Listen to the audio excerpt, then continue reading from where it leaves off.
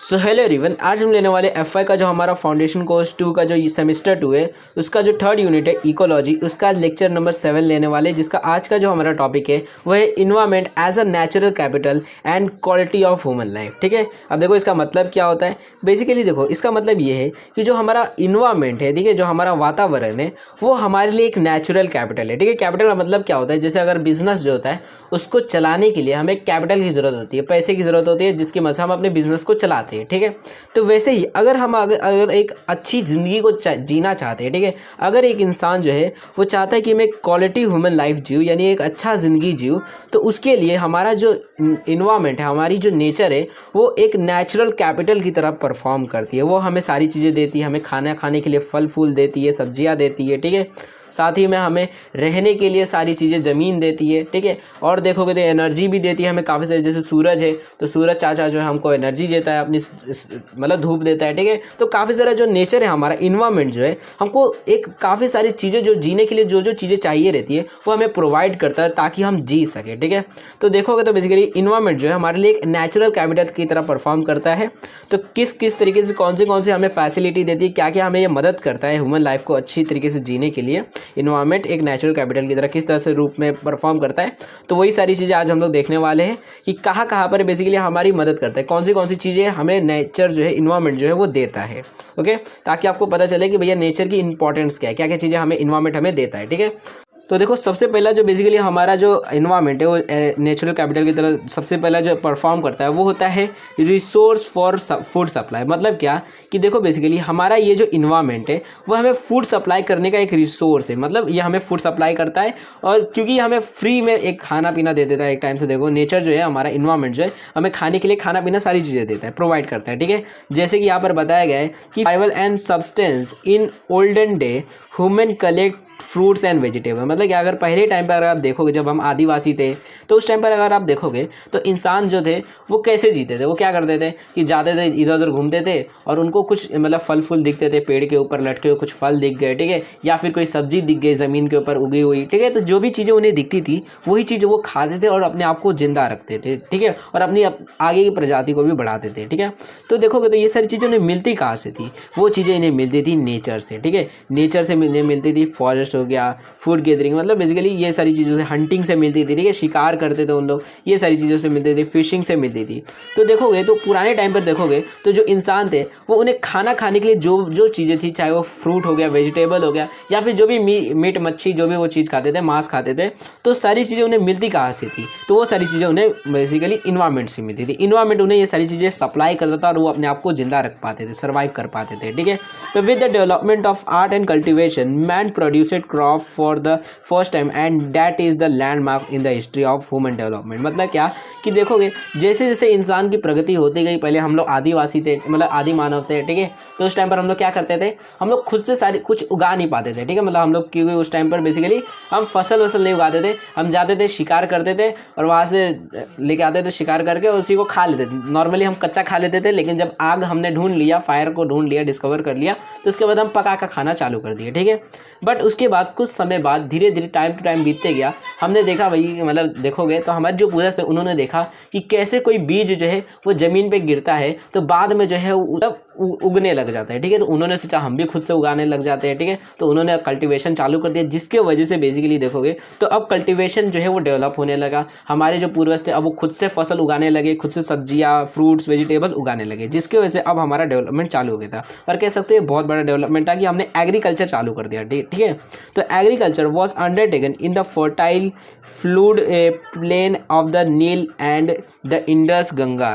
The basically यहाँ पर जगह का बात बताया गया है कि एग्रीकल्चर जो है यहाँ पर बेसिकली जो फर्टाइल लैंड्स जो थे, जहाँ पर मतलब एकदम उपजाऊ जमीन थी, वहाँ पर चालू हुई हमारे इंडिया के अंदर। ठीक है, बेसिकली एग्रीकल्चर करना चालू हो गया। ठीक है, डेजर्ट एरिया में थोड़ी करेंगे, मतलब जो ऐसी उपजाऊ ज़मीनें थी, जैसे जो नीलगिरी के जो पहाड़ है वो काफ़ी ज़्यादा, मतलब वहाँ की ज़मीन काफ़ी ज़्यादा मतलब उपजाऊ है। ठीक है, तो वहाँ पर उन्होंने कल्टीवेशन चालू कर दिया, अपना एग्रीकल्चर करना। इंडस वैली देखोगे तो वहाँ पर भी, ठीक है, गंगा जो एरिया है, गंगा जो हमारी तालाब है, वहाँ पर भी देखो तो वहाँ पर भी ये एग्रीकल्चर चालू हो गया। तो ऐसे अलग अलग जो जगह जगह थी वहाँ पर देखोगे तो एग्रीकल्चर चालू हो गया, ठीक है। तो it form a major source of food for man today, ठीक है। और देखोगे तो आज ही के टाइम पर देखोगे तो ये सारी जो जगहें हैं, ये जो नीलगिरी जगह है या फिर जितने भी ऐसे फर्टाइल लैंड है, वो काफ़ी ज़्यादा एक इम्पॉर्टेंट रोल प्ले करते हैं इंसान को फूड सप्लाई करने में, ठीक है।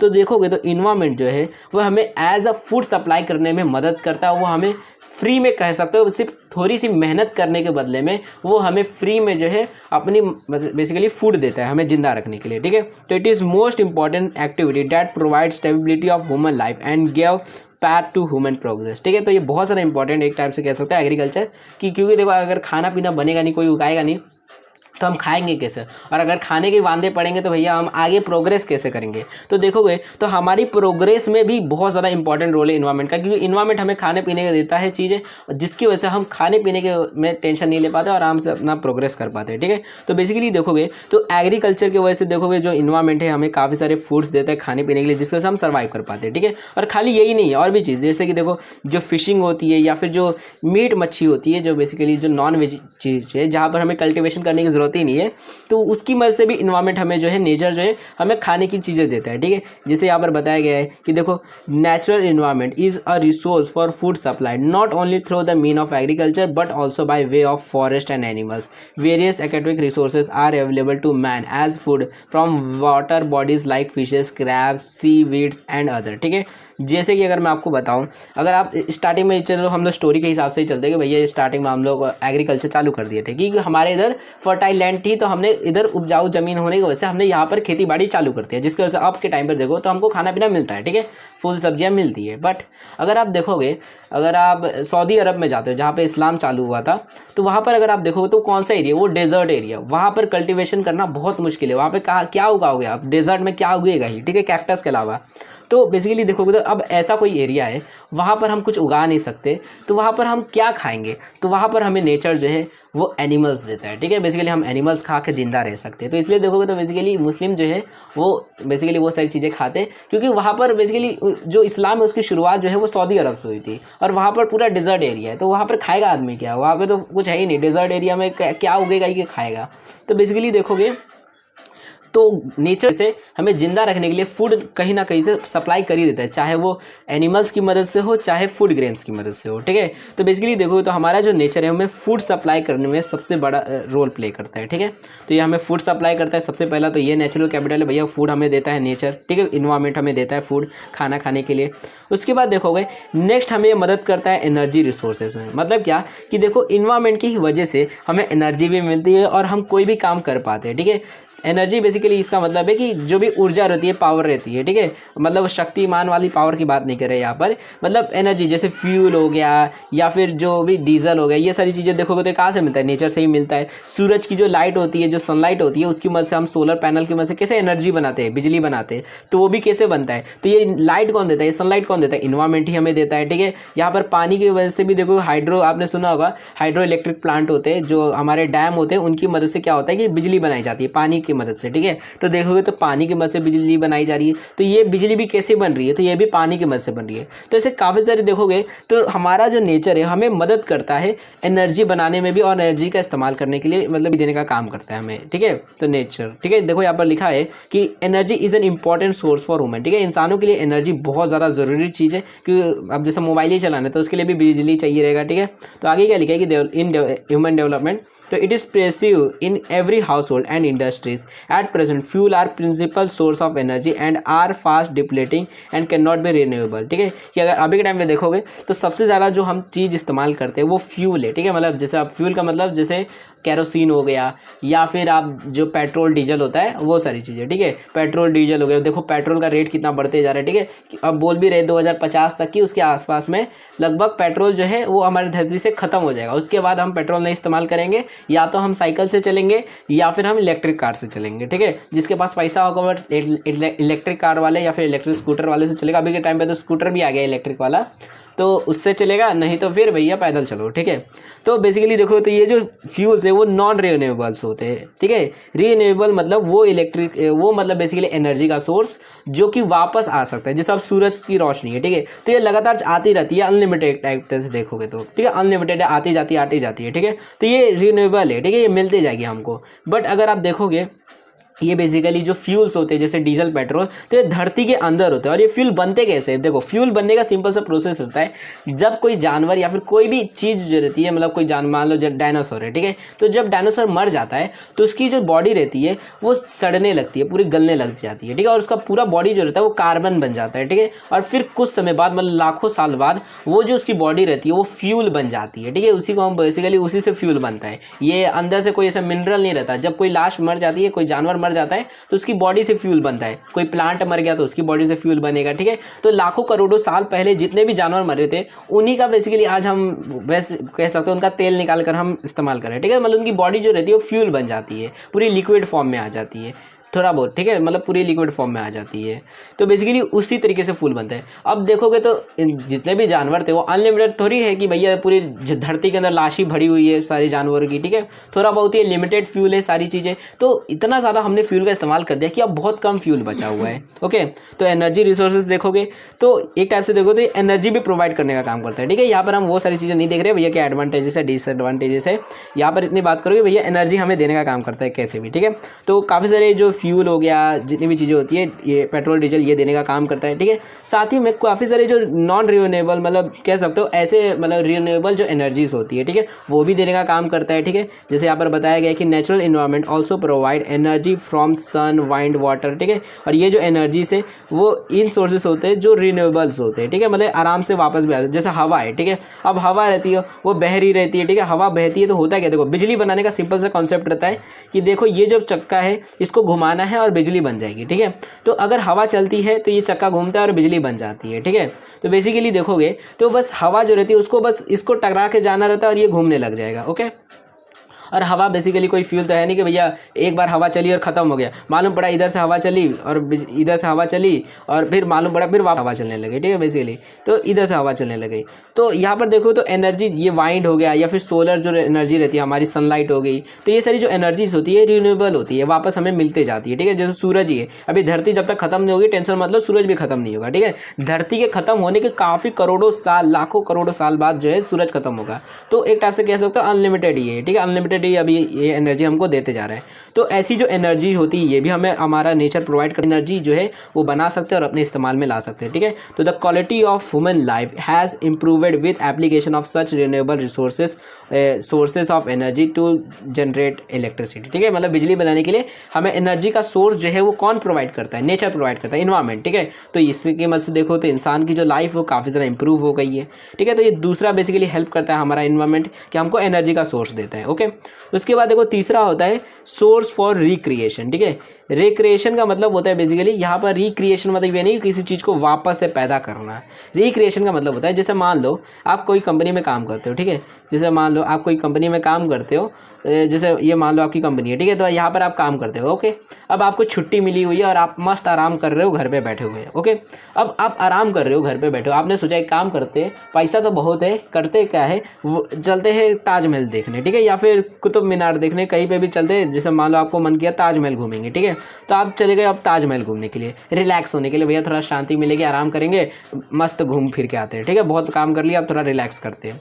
तो ये जो रिलैक्सेशन होता है जब हम काम को छोड़कर अब रिलैक्स कर रहे रहते हैं काम खत्म होने के बाद, तो इसको रिक्रिएशन बोला जाता है। नॉर्मली आप कह सकते हो टूरिज्म कि भैया घूमने जा रहे हैं हम लोग। ओके, तो ये जो है ये रिक्रिएशन में भी मदद करता है जिसकी वजह से हमको इनकम मिलती है, भैया इकोनॉमिक फ़ायदा भी होता है, ठीक है। अब मतलब क्या है यहाँ पर, जैसे कि काफ़ी सारी जगहें होती है जो कि काफ़ी ज़्यादा सुंदर होती है, ठीक है, जैसे हिमालय हो गया, कश्मीर देख लो, कश्मीर अभी तो ऐसे तो कश्मीर उतना कोई जाता नहीं है, बट लद्दाख देख लो, लद्दाख लोग बहुत सारे लोग जाते हैं लद्दाख में अभी के टाइम पर, ठीक है। तो लद्दाख लोग जाते हैं, क्यों जाते हैं, क्योंकि वहाँ की नेचर बहुत ज़्यादा सुंदर है, ठीक है, अच्छे खासे वादियाँ है, वहाँ पर पहाड़ है, ठीक है, वहाँ पर बर्फ़ है, तो लोग जाते हैं घूमने के लिए वहाँ पर, ठीक है, बेसिकली। तो जिसकी वजह से देखो वहाँ के लोगों का भी इनकम हो जाता है, पैसा भी मिल जाता है। तो नेचर जो है हमें इतनी सुंदर सुंदर जगहें देता है, इतनी सुंदर सुंदर चीज़ें देता है, मॉन्यूमेंट्स देता है, जिसकी मदद से जो लोग होते हैं वहाँ पर घूमने आते हैं, टूरिज़्म करने के लिए आते हैं।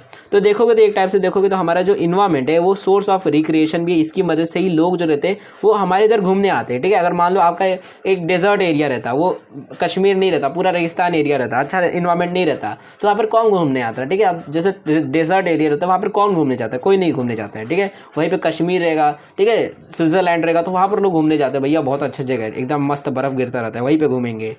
तो एक इन्वायरमेंट जो रहता है वो रिक्रिएशन करने में भी काफ़ी मदद करता है। मतलब लोग जो रहते हैं टूरिज्म वहाँ पर अट्रैक्ट होते हैं, भैया हम भी जाएंगे वहाँ पर घूमने के लिए, ठीक है। तो देखो यहाँ पर लिखा हुआ है क्या कि natural environment attract tourism, tourism को अट्रैक्ट करता है।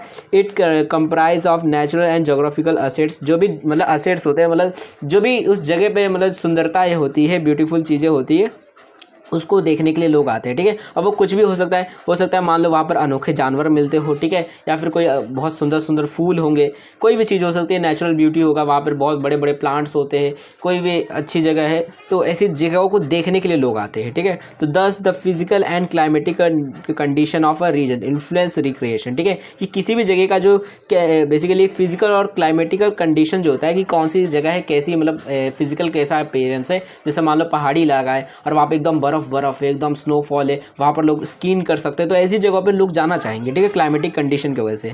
तो ऐसी चीज़ों की वजह से रिक्रिएशन इन्फ्लुएंस होता है, लोग घूमने आते हैं, टूरिज्म करते रहते हैं, ठीक है। या नैनीताल हो गया, ठीक है, ओटी हो गया, तो ऐसी जगहों पे लोग घूमने के लिए आते हैं। जैसे गोवा हो गया, गोवा में बीच है, जैसे मुंबई में बीच है, तो बीच की वजह से लोग घूमने आते हैं। वहीं पे मान लो बीच नहीं होता, सिर्फ सादा रोड होता है, कोई घूमने जाता नहीं जाता है, ठीक है, तो वहाँ पर बीच है, समुंदर है, तो लोग घूमने आते हैं कि भैया चलते हैं बीच देखेंगे, समुंदर देखने जा रहे हैं, ओके।